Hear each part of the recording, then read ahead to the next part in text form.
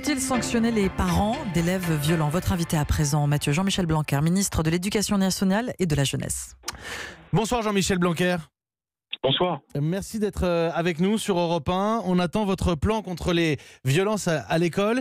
Et ce matin, nous apprenions qu'un rapport vous suggère de sanctionner les parents d'élèves violents, avec notamment la menace d'un retour à la suppression des allocations familiales. Est-ce que c'est vraiment envisagé, Jean-Michel Blanquer? Non, c'est pas tout à fait ça. D'abord, il faut bien rappeler les éléments. D'abord, comme vous le savez, nous avons un plan de lutte contre les violences scolaires qui a commencé depuis plusieurs mois. Et nous avons pris d'ailleurs des premières décisions, notamment en matière de signalement des faits et de poursuite disciplinaire des faits violents. Et puis, nous avons, à ce moment-là, c'est-à-dire vers le mois de novembre, engagé un groupe de travail à réaliser des propositions dans 3 domaines, qui étaient la sécurité autour des établissements, la question de la responsabilisation des familles et la question de structures dédiées pour les élèves les plus violents, ceux que l'on appelle les poly-exclus, qui sont exclus à plusieurs reprises des établissements.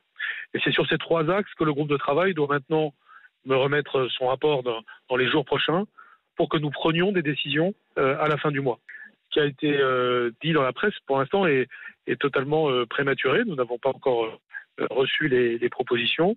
Ce qui est certain, c'est qu'en matière de responsabilisation des familles, nous souhaitons avoir une vision à la fois pragmatisme et personnalisée, c'est-à-dire être capable de voir quand est-ce que une famille est défaillante et que cela cause de la violence des élèves. Parfois, ça nécessite d'aider cette famille, mais parfois, ça nécessite aussi d'envoyer un avertissement.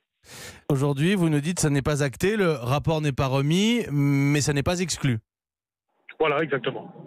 Jean-Michel Blanquer, que répondez-vous aux députés de votre majorité qui ont manifesté une forme d'émoi sur les réseaux sociaux, certainement de manière coordonnée, plusieurs députés de La République En Marche, qui se sont dit opposés à une telle mesure?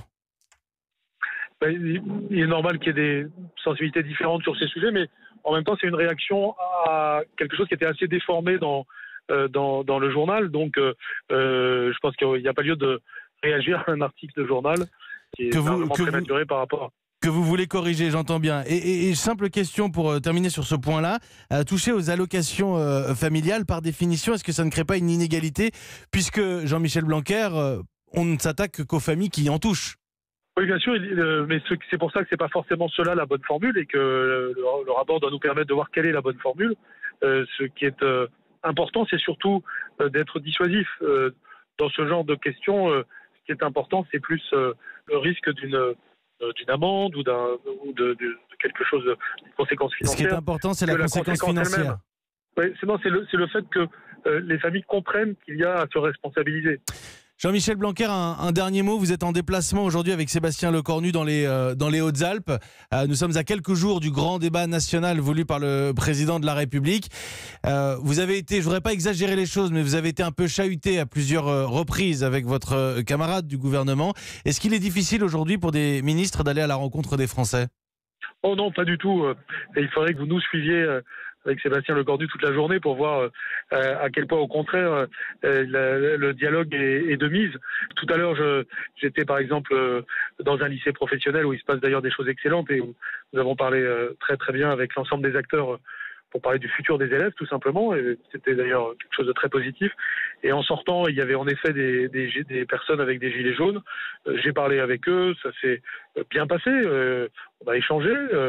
Il y avait même des points sur lesquels on pouvait être tout à fait d'accord. Et quand je parlais avec eux, je voyais bien que nous avons bien raison d'organiser ce débat national parce qu'il doit nous permettre de travailler constructivement pour notre pays. Vous savez, moi, ce qui me rend optimiste, c'est quand même quand j'ai des interlocuteurs que je sens très attachés à leur pays et qui me disent « Vive la France ».